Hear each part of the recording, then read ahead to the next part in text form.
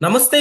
ప్రపంచ దేశాలన్నీ కూడా ఏపీ వైపు చూస్తుంటే ఏపీలో ఉండే ఒక ప్రముఖ ఛానల్ మాత్రం ఏపీకి వస్తున్న పెట్టుబడిదారుల మీద వ్యంగ్యంగా వెటకారంగా మాట్లాడడం జరుగుతుంది. ఇదే అంశం మీద ఒకసారి విశ్లేషణ తీసుకుందాం. ప్రస్తుతం మనతోటి పొలిటికల్ అనలిస్ట్ డివేస్ గారు ఉన్నారు. వెల్కమ్ చెప్దాం. నమస్కారం సార్. నమస్తే. Yes sir. ప్రపంచ దేశాలన్నీ కూడా ఏపీ వైపు చూస్తుంటే ఒక శాటిలైట్ ఛానల్లో ఇలా వ్యంగ్యంగా మాట్లాడడం జరుగుతుంది. ఏం చెప్తారు? అంటే ఇప్పుడు విశాఖ ఇవాళ భాగస్వామ్య సదస్సు 45 దేశాల నుంచి 2,500 మంది ప్రతినిధులు వచ్చారు. ఉహుం. ఒక పెట్టుబడుల పండగ. ఏంటి, ఒక జాతర జరుగుతోంది. నిజం చెప్పాలంటే ఇవాళ ఆంధ్రప్రదేశ్ గేట్వే ఆఫ్ ఇండియాగా మారుతోంది. ఇవాళ విశాఖపట్నం గేట్వే ఆఫ్ ఇవాళ ఈస్టర్న్ ఏసియాగా మారుతోంది. Yes sir. Google data centre ఇవాళ దేశంలోనే అతిపెద్ద ఎఫ్డిఐ. మరి రేపు వచ్చే నెలలోనే ఏమో శంకుస్థాపన అంటున్నారు. దగ్గర దగ్గర 1,50,000 కోట్ల పెట్టుబడులు వస్తాయి. ఉహుం. అంటే ఒకటి ఏది, అటు ఉపాధి కల్పన, ఇటు పెట్టుబడులు ఇంత పెద్ద ఎత్తున జరుగుతుంటే అందరూ ఆహ్వానించాలి, అభినందించాలి.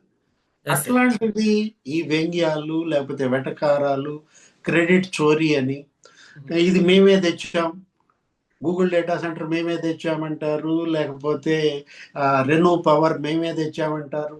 అంటే ఒకటి, ఇక్కడ క్రెడిట్ ఎవరిది అనేది కాదు, ఎస్ సార్. దానివల్ల ఆంధ్రప్రదేశ్కి మేలు జరుగుతుందా లేదా అనేది ఆలోచించాలి.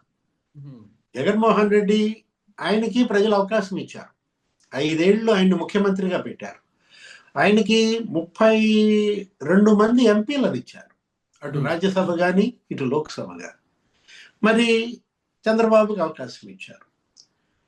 మరి చంద్రబాబుకి 21 మంది ఎంపీలను గెలిపించారు. నువ్వెందుకని తేలేకపోయావు జగన్మోహన్ రెడ్డి? ఉహుం. నువ్వెందుకని ఈ విధంగా పెట్టుబడులు తేలేకపోయావు, కేంద్రం నుంచి నిధులు తేలేకపోయావు? దానికి ముందు క్షమాపణ చెప్పాలి. ఎస్. దానికి ముందు ప్రజలకు అతను జవాబు ఇవ్వాలి. ఉహుం. ఇప్పుడు ఆ రోజు 32 మంది ఎంపీలతో నువ్వు ప్రధాని మోడీతో ఈ రాష్ట్రానికి ఏం చేశావు? ఇప్పుడు ఇవాళ వీళ్ళు 16 నెలల్లో మోడీతో దగ్గర దగ్గర మరి 3,00,000 కోట్ల పనులకు శంకుస్థాపనలు చేయించారు, భూమి పూజ చేయించారు. Yes sir. గ్రీన్ హైడ్రోజన్ హబ్గా ఆయన వచ్చి మోడీ మరి 1,50,000 కోట్లతో విశాఖలో శంకుస్థాపన చేశారు. ఆర్సిలార్ మెటల్ స్టీల్ కంపెనీ 1,65,000 కోట్లతో ఇవాళ అసలు అనకాపల్లి నుంచి విశాఖపట్నం మొత్తం నీకు అసలు స్టీల్ సిటీగా మారుతాం. Yes sir. Visakha economic region గా 9 జిల్లాలను ఇవాళ అభివృద్ధి చేయాలని ఒక బుల్లెట్ స్పీడ్తో ఈ ప్రభుత్వం వెళ్తారు. వీళ్ళు ఏదడిగితే అది కేంద్రంలో ఉన్నటువంటి మోడీ ప్రభుత్వం ఇస్తారు. ఉహుం. నువ్వెందుకు తేలేకపోయావు? వీళ్ళు ఏ విధంగా తెస్తున్నారు, దీనిపైన చర్చ జరగాలి. అంతే తప్ప వచ్చే పెట్టుబడులను అడ్డుకోవాలను, మోకాలు అడ్డాలను, తప్పుడు మెయిల్స్ పంపడం, పెట్టుబడులు పెట్టొద్దని మరి లేఖలు రాయడం, ట్వీట్లు ఎస్ సార్. చేయడం, అభివృద్ధికి అడ్డుపడుతున్నట్టే కదా సార్ ఇదంతా కూడా. అది తప్పుడు పని. ఇవాళ ప్రజలన్నీ గమనిస్తున్నారు అవును. ఎవరేం చేస్తున్నారు, ఎవరు ఎలా అరాచకం సృష్టిస్తున్నారు, అభివృద్ధిని అడ్డుకోవాలని చూస్తున్నారు. జనం ఏం పిచ్చోళ్ళు కాదు కదా. Yes sir. మనం ఇప్పుడు రెన్యూ పవర్, మరి సుమంత్ సిన్హా ఆయనే ఉహుం. చెప్పాడు కదా, 6 ఏళ్ల క్రితం ఈ రాష్ట్రం వదిలి వెళ్ళిపోయాం, మళ్ళా ఇవాళ అడుగు పెడుతున్నాం ఈ రాష్ట్రంలో అని ఎవరన్నారు? ఆ రెన్యూ పవర్ ఆ సిఇఓనే చెప్తున్నాడు. Yes sir. జగన్మోహన్ రెడ్డి ఆయన మీడియా ఏమంటోంది, రెన్యూ పవర్ మేమే తెచ్చాము అని ఏవో జీవోలు ఏవో ఫోటోలు చూపిస్తే సుమంత్ సిన్హాయే చెప్తున్నాడు. Yes sir. చంద్రబాబు చెబితే మనం డౌట్లు అనుకుంటాం, ఉహుం. పవన్ కళ్యాణ్ లోకేష్ చెబితే రాజకీయం అనుకుంటాం. పారిశ్రామికవేత్త సుమంత్ సిన్హాయే 6 ఏళ్ల క్రితం ఈ రాష్ట్రం వదిలి వెళ్ళిపోయాను, ఇవాళ అడుగు పెట్టాను, చాలా సంతోషంగా ఉంది, చంద్రబాబు స్పీడ్ అందుకోలేకపోతున్నాం. ఎస్. కరణ్ అదాని ఏమన్నాడు? ఉహుం. ఆయనతో పాటు పరుగు పందెంలో పోటీ పడలేకపోతున్నాం అంటున్నారు. ఆయన 75 ఏళ్ల వయసు. ఆ? ఆ వయసులో ఆయన ఒకటే కంకణం, రాష్ట్రాన్ని అభివృద్ధి చేయాలి, ఉహుం. యువతకు ఉపాధి కల్పించాలి, 20 లక్షల ఉద్యోగాలు కల్పించాలని వాళ్ళు ఒక లక్ష్యం పెట్టుకున్నారు. Yes sir. ఇప్పుడు దానికోసం మరి 40 లక్షల కోట్ల పెట్టుబడులు తేవాలని లక్ష్యంగా పెట్టుకుంటే ఈ ఛానల్ లేకపోతే ఈ మీడియా ఏమని రాస్తున్నాయి? ఉత్తుత్తి ఒప్పందాలు అంటారు. Yes sir. ఇవి వచ్చే పెట్టుబడులు కావంటారు. ఏం ఉత్తుత్తి ఒప్పందాలు? ఇప్పుడు కియా కార్ ఇండస్ట్రీ ఉత్పత్తి ఒప్పందమా? ఇవాళ కియా కార్ ఇండస్ట్రీ వల్ల అనంతపురం, పెనుగొండ రూపురేఖలే మారిపోయాయి. Yes sir. కరువు సీమలో ఇవాళ కార్లు పరిగెత్తిస్తున్నారు. అంటే ఒక కియా కార్ ఇండస్ట్రీ అప్పట్లో అతిపెద్ద ఎఫ్డిఐ. అది ఎలా అయితే రాయలసీమకి మరి ఒక మణిహారంగా మారిందో ఇప్పుడు మనం చూసాం. నిన్నే ఏంటి 2,800 కోట్లతో మరి అక్కడ ఒక సెమీ కండక్టర్స్ హబ్, ఆయన ఎవరు, కళ్యాణి, భారత్ ఫోర్జ్ ఆయన పెడుతున్నారు. ప్రొఫెల్లర్స్ తయారీ ప్లాంట్ పెడుతున్నాం. అంటే రక్షణ పరిశోధన సంస్థలు వస్తున్నాయి. ఎక్కడ? అటు కొప్పర్తి, ఇటు ఓర్వకల్లు, రాయలసీమలో అక్కడేంటి ఏరో స్పేస్ సిటీస్ గా తిరుపతి, సత్యసాయి జిల్లా ట్విన్ స్పేస్ సిటీస్ గా మారుతున్నాయి. డ్రోన్ సిటీగా కర్నూలు మారుతుంది. కర్నూలు డ్రోన్ సిటీగా మారుస్తున్నారు. అంటే విశాఖ చెన్నై ఇండస్ట్రియల్ క్యారిడార్, మరి Chennai Bengaluru industrial corridor, Hyderabad Bengaluru industrial corridor, 3 industrial క్యారిడార్ల మధ్యలో ఆంధ్రప్రదేశ్ ఉండడం ఒక అదృష్టం. Yes sir. ఇలాంటివి వీళ్ళు ఎన్ని ప్రయత్నాలు చేసినప్పటికీ కూడా కంపెనీల రాకని అడ్డుకోగలరంటారా? అడ్డుకునేవాడు అడ్డుకుంటాడు, వచ్చేవాడు వస్తాడు. ఇదేంటంటే ఇది మామూలే. ఇది హీరో ఉంటాడు, విలను ఉంటాడు.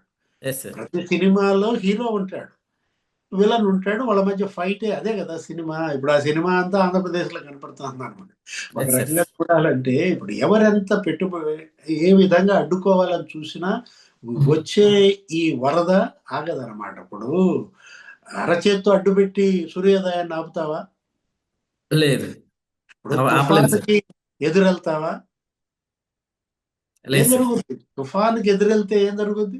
కొట్టుకుపోతారు. ఇప్పుడు ఆ గాలివానలో కొట్టుకుపోవటం ఇక అది తప్పదనమాట. ఒకటి ఇక్కడ జగన్మోహన్ రెడ్డి భయపడుతున్నాడా? మనకు అదే కనపడుతుంది. ఈ రాతల్లో, ఈ పోస్టుల్లో, లేకపోతే ఈ ఛానల్స్ లో ఏంటి జగన్ భయాన్ని బయట పెడుతున్నాయి. వాళ్ళు గూగుల్ డేటా సెంటర్ నేనే తెచ్చానంటే ఆ మాట అదానితో చెప్పించు, ఆ మాట గూగుల్ వాళ్ళతో చెప్పించు. నువ్వు తెప్పించావా? అంటే ఇవాళ డేటా సిటీగా విశాఖ మారుతుంది. ఆర్టిఫిషియల్ ఇంటెలిజెన్స్ సిటీగా విశాఖ మారుతుంది. అంటే ఇప్పుడు ఒకటి నువ్వు మరి ఏఐ ఆర్టిఫిషియల్ ఇంటెలిజెన్స్ గురించి నువ్వెందుకు మాట్లాడలేదు? ఇప్పుడు ఇవాళ దావోస్ ఈయన వెళ్ళారు, ఎవరు? చంద్రబాబు. మైక్రోసాఫ్ట్, బిల్ గేట్స్ తో ఒప్పందాలు చేసుకున్నారు.